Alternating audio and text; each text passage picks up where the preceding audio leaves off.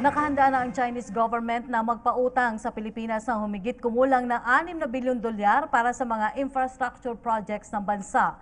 Si Joy Gumatay sa report.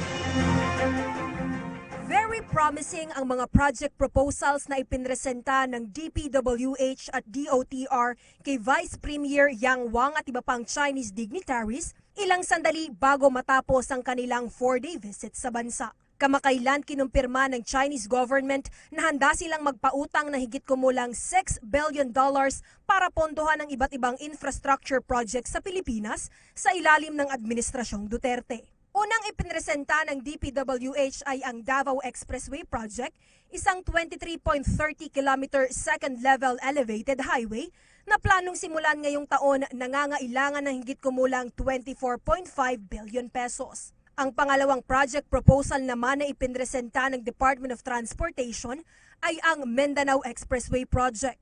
Ito ay ang 2,000 km loop line na magkokonekta sa Davao, Zamboanga, Butuan, Surigao, Cagayan de Oro, Iligan at General Santos City, paglalaanan na higit kumulang 218 billion pesos.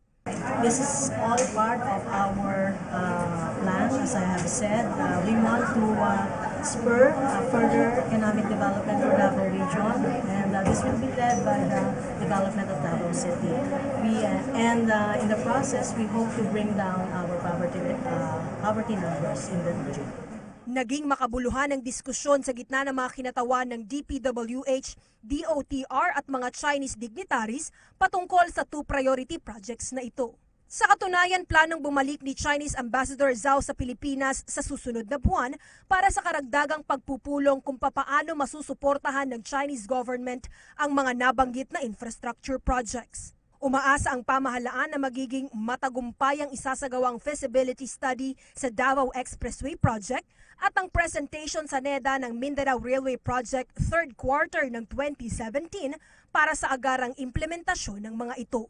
Para sa PTV News, Joy Gumatay, Davao City.